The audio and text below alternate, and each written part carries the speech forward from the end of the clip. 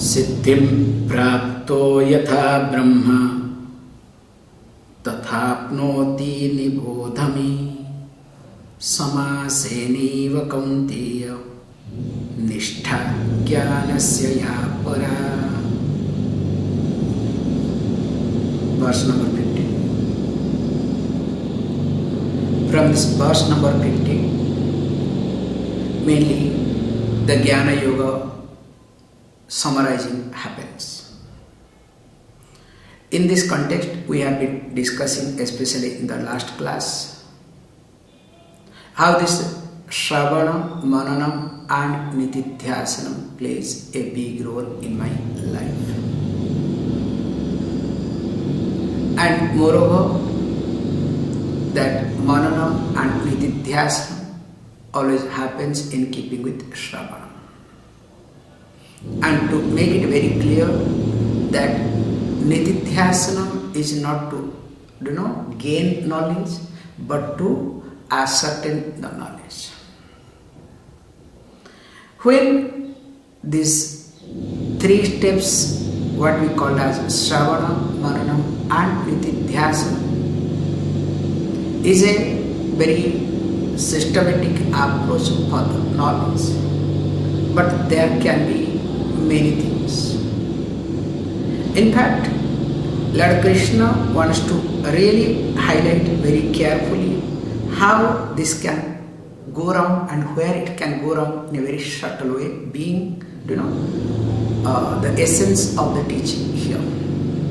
Let us read verse number 51.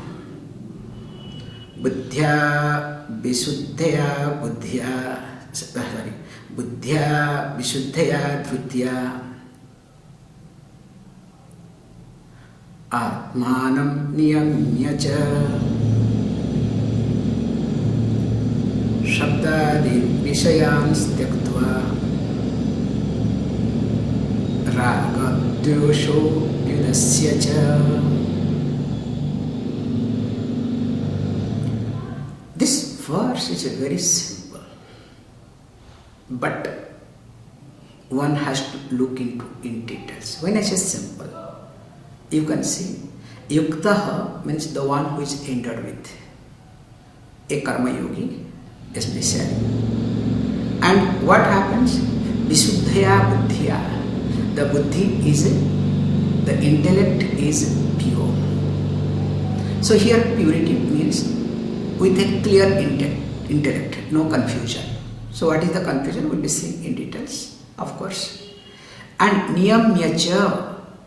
So niyamyacha means here the person, that's why you need to understand, the person who has gone through, especially that Ashtanga of Patanjali. So don't ask me what is Ashtanga, okay? 8 limbs of Patanjali, okay? If you ask, that's all. I'll keep quiet. Which we have discussed in details in 6th chapter. Then you can say, Swami, a few years back, okay? So it doesn't look nice. And of course, this Atmanam means the mind. And of course, Dhrutya, by the willpower. Now the person gives up, having given up, renounced, tyaktva. What are they? Vishayan sabdadin, all the sense, objects like sound, etc. Cha vyudasya, and also one should give up what that raga dvesho iti, likes and dislikes. That means what? That person, let us say, is prepared for Jnana Yoga or is in the path of Jnana Yoga. The one who is endowed with clear intellect. And of course, the one who is able to manage the mind by will. And how is it possible? Having renounced the sense objects like sound, etc. And one who gives up. One who is not under the spell of likes and dislikes. when we look at, we need to be really little careful, because Lord Krishna wants to be very clear that how this Jnana Yoga happens. Not that anybody and everybody can be part of Jnana Yoga. It's not possible. It's like, I was saying something now, in the last class I was saying now. So I want to be part of Jnana Yoga to balance my life. So 50% of my life Namaste, 50% of my life is some other nonsense. Hey, that means I am not fit for Jnana Yoga. So I have to be very clear and careful in my approach. Because Jnana Yoga needs a certain type of mind. It's not everybody's cup of tea. One cannot approach Jnana Yoga out of competition to prove, hey, look, I am studying Vedanta. I am, listening to, especially I have seen, listened to it, especially when Swami Chinmayananji used to, give speech those days. Many people attempt to listen to Swami Chinmayananji Maharaj because his English was superb those days. They are not interested in what he was talking. They were interested in his words, how he talks, articulates. Same thing also Pujya Swamiji, when he used to talk, Pujya Swami himself has said many times that, people come to listen to me. He said, people are not coming to me for Vedanta. If 1% people come to listen to me for Vedanta, I am very happy. So many people come for their networking, many other things. And they will put Swamiji on their head, and of course when time doesn't happen, they also dump Swamiji, don't worry. Why all these things are highlighted? Because Sravana Mananam Nitidhyasanam is such a technical thing that will happen only when person's mind is prepared and available.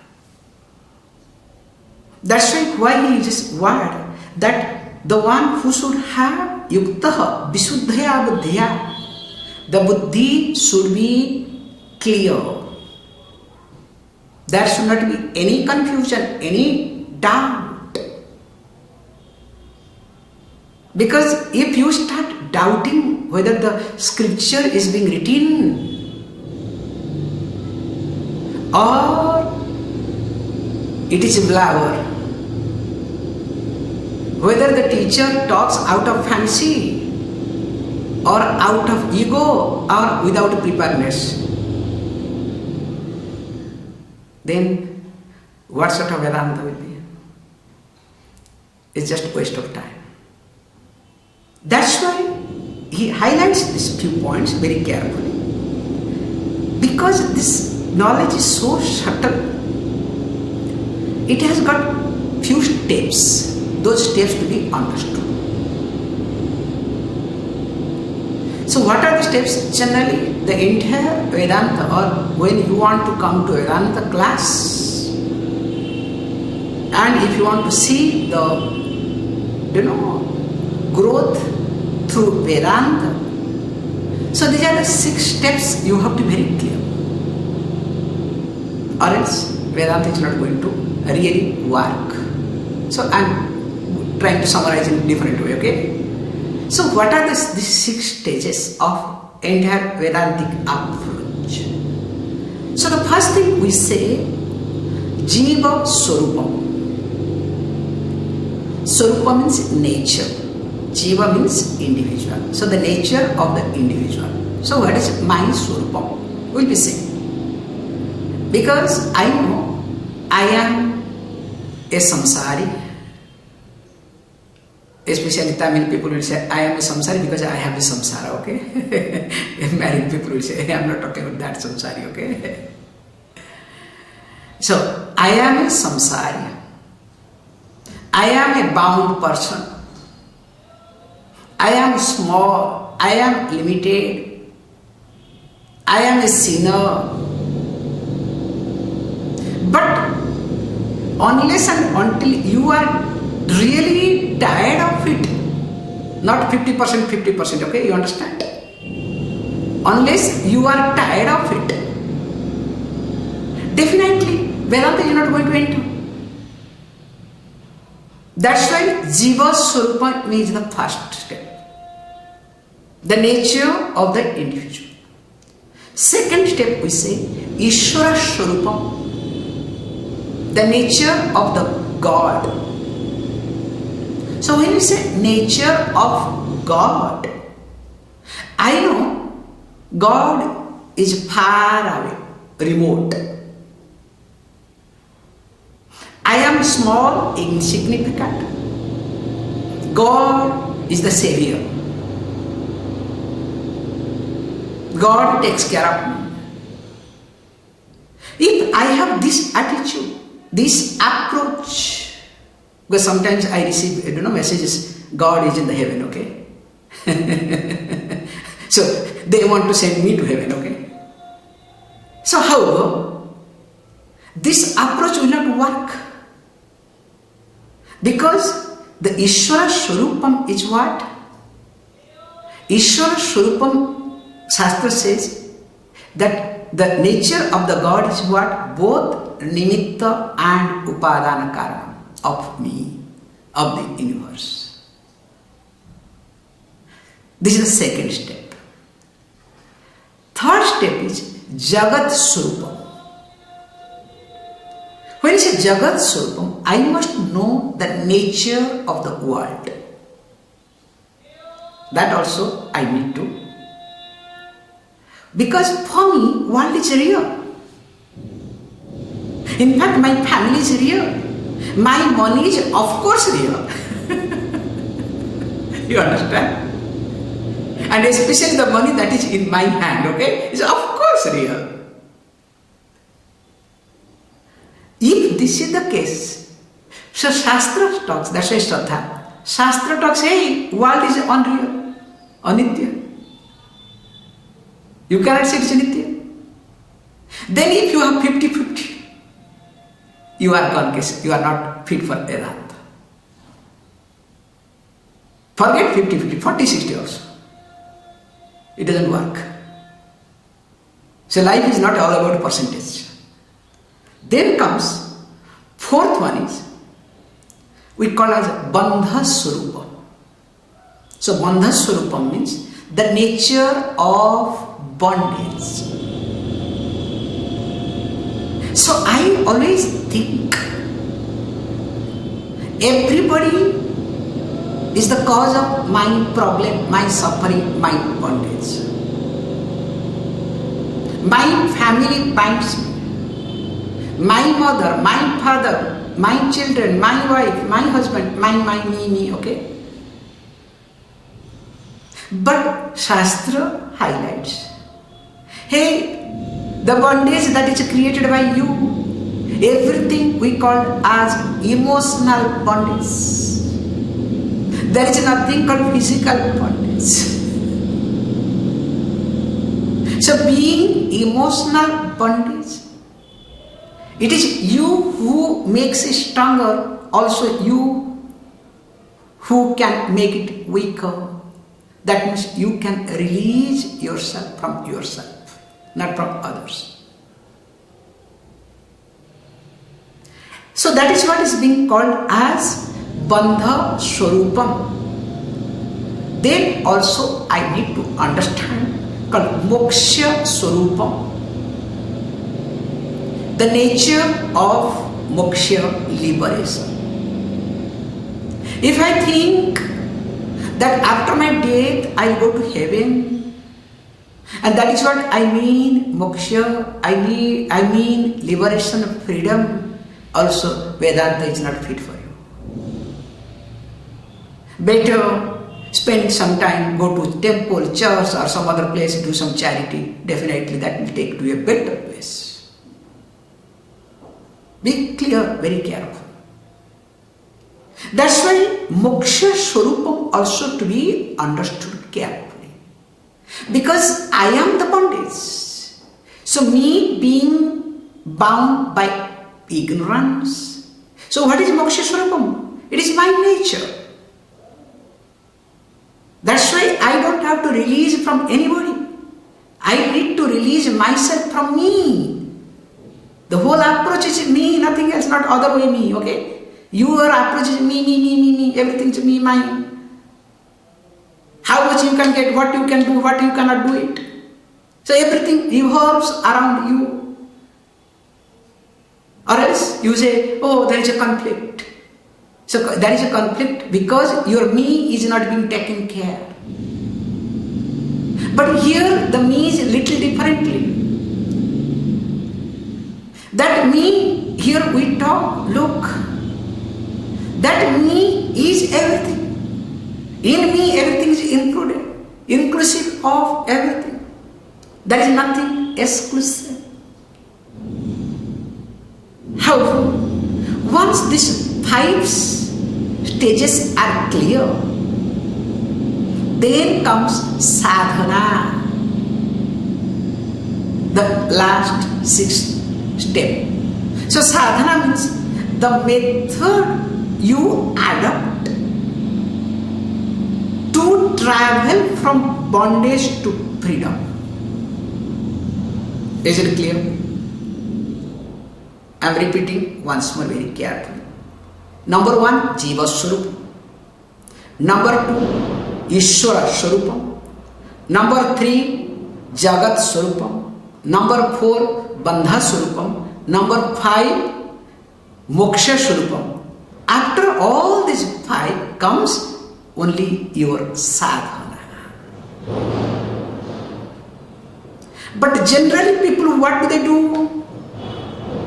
They want to do sadhana from the first day and they will put, right, sadhana camp. I have attended Swamiji's class for years. I have been associated with Swamiji for many years. That is true. In fact, in front of ashram also the tree is being associated with Swamiji more than you. And not only that, the tree gives protection to ashram. That much you don't do. Especially when wind comes. That time the tree protects ashram. Sometimes has protected Swamiji also, don't worry.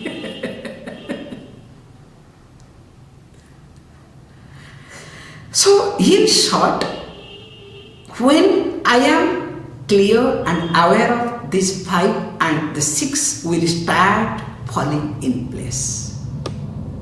So without analyzing all this above 5, the last one, the 6th one, definitely will not happen. Always it will create problem in my life. Because if my conclusion about me, Jiva Swarupam, because this is the verse, the first verse, which is so tight, that's why I am going little. That Visuddhya Buddhya, that word. Because here he says, look, if I consider myself as Annamaya, so considering me as Annamaya Kosha means I am a man or woman. Is completely related to Annamaya. Of course, Manomaya is involved, Vijnanamaya, all these things are there. But mainly starting with Annamaya. I am tall. I am short. I am fat. I am thin. I am beautiful. I am handsome. All these conclusions that I develop and I cherish, nourish is completely related to Annamaya. And of course, from Annamaya comes Pranamaya. I am very energetic. And especially when I am energetic, I can do many things, including I can destroy many people. I can send somebody to heaven, I can send somebody to hell. So that means what?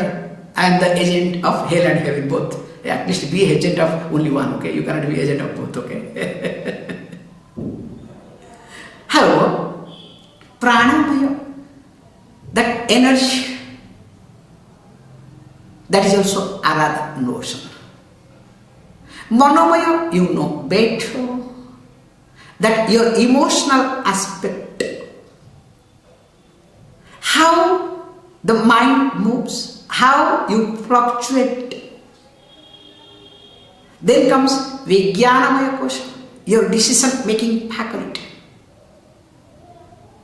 Because all this, then finally Anandamaya kosha, I am in a bliss, enjoying my life while sleeping. Malina Sattva, we say. Now when all this technically happens to me, I am stuck somewhere or other. But the systematic study of Vedanta, especially Shravana, with minimum preparedness. The reason is why? That unless you have Shraddha, definitely teaching is not going to work. Now you are listening to me, after some time you can listen to some other people also, nothing will happen, nothing will enter. That's why here this buddhi supposed to take over. Why? We always look at our mind very carefully. If you observe, the job of the mind is to generate thoughts. How it generates? Because it attracts thoughts. That's all. The thought that is hanging around, that it receives. So that receiving thoughts is called generating thought. This generating thought can be divided into three categories. One we call as world-oriented generated thought. So when you say world-oriented generated thought, means whatever I see, the Vishayam, the object, now mind starts seeing, now those thoughts coming. So me being in Rishikesh, in 2 days time, Shivaratri, lot of preparation, that too on the bank of Ganges. Every ashram is, active, alive. So definitely, related to those things, thought will come to the mind. This is called world-generated thoughts. Second type of thought, we say very carefully, Vasana-based thought or Vasana-generated thought. So Vasana-generated thought means the moment you close your eyes, or you are angry, you are depressed, or whatever. Even if you keep your eyes open, sometimes you listen to the class sitting here, you think some other thing, okay? Then suddenly you shake your head. That means the thought that is generated in keeping with your memories, your past experience. That is the second type of thought process. Generally, people are caught with these two. Either world-based or memory-based. But there is another one we call Dhrutya that will come. This is the next line. That's why I am trying to explain everything it through different ways, okay? The verse. Drutiya, the third one is called will-based thought. So will-based thought means I decide. So my decision is important. Now I need to see a Vedantic seeker must have more will-based thought than vasana-based and world-based. Is it clear?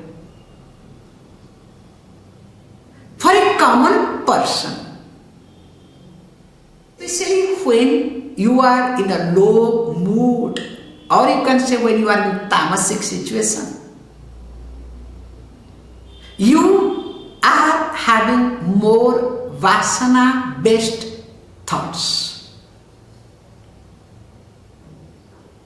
Now, when your vasana-based thoughts are predominant, now even though will-generated thought, will-based thought will come, but it has to support your vasana. And when it supports vasana, you become reactive or proactive. Just observe how it works in life. And of course, when your life is full of world-based thoughts, now same will-generated thought will come, support that. That's why you become super duper extrovert to gather, to grab, to use, misuse and abuse people.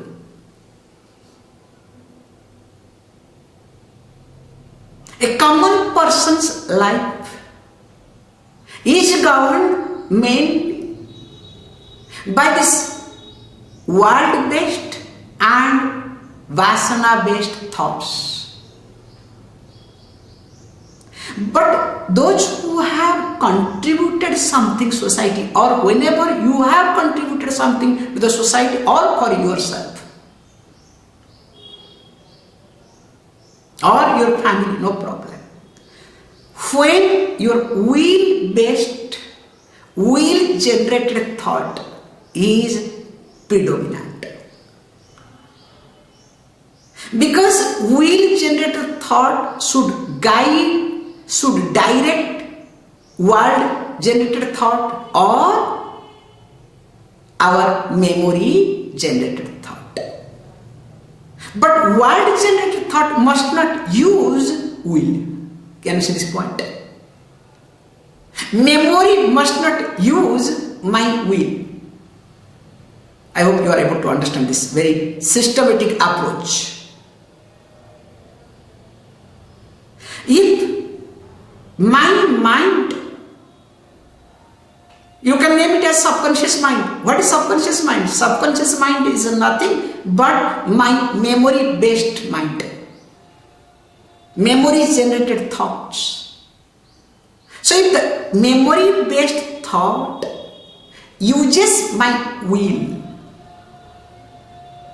you know what will happen? So if you want to balance your life, look at this graph. Whether my life is memory-based, is it world-based, or is it will-based? But the problem here is, people, those who are world-based, they claim that they are living will-based.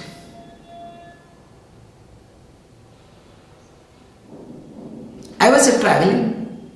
I can share one point. In Odia language, one fellow was there. That time he had written one line, which is very funny for me now. Very funny poem. But in the childhood we have mocked that. Every Odia fellows remembers that. Especially when they see other Odia person doesn't respond in Odia language, then they'll quote that. So in the airport when I was coming, I was laughing myself. One fellow straight away comes and breaks the queue for scanning. I just said, because there are Hindi, all the people, so I told him, please come in the line.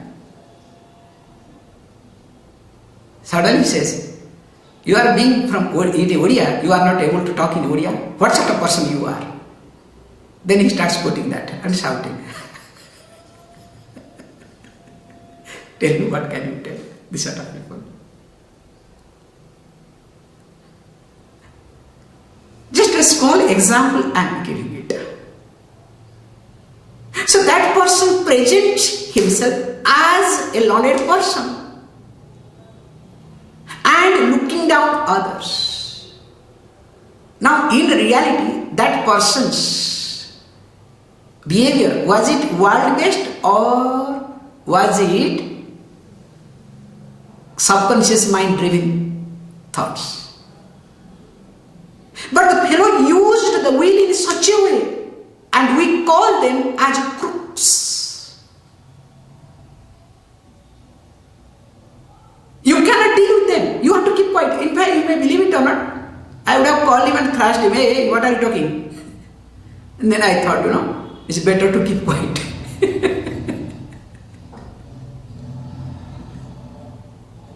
That's the point. To waste your time and energy. Because, please understand, whenever, I'll go to the verse next time, whenever a person or whenever you are using your will-based thought or will-generated thought by this two or any one of your twos, definitely you will not be able to look at yourself. You are not a trustworthy person that moment.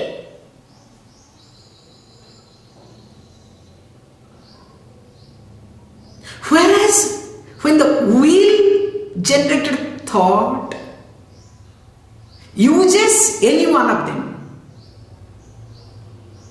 you become a man of responsible. Whether it's good or bad, let us not look at. At least you will be able to contribute something to the society, to yourself. Whether right or wrong, whether it's good or bad, let us not discuss that. That's second level.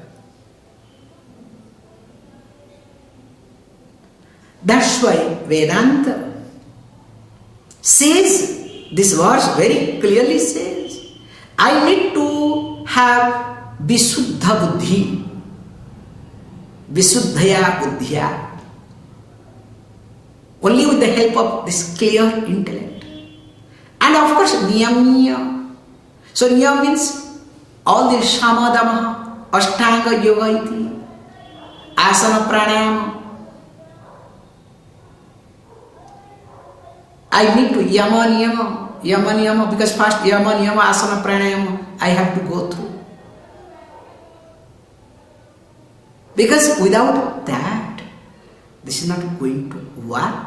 Because my sense organs are not going to listen to me. After a few minutes, I'll say it's paining. After a few days of attending class, we need some days holidays, Saturday, Sunday holidays. So why? So that Swamiji, I can sleep little longer. How? If this happens, how can I? More of it, we'll see. Om Punnamada Punnamidam Punnat Punnamadachyate Punnasya Punnamadaya Punnameva Vashishyate. Om Shanti Shanti Shanti.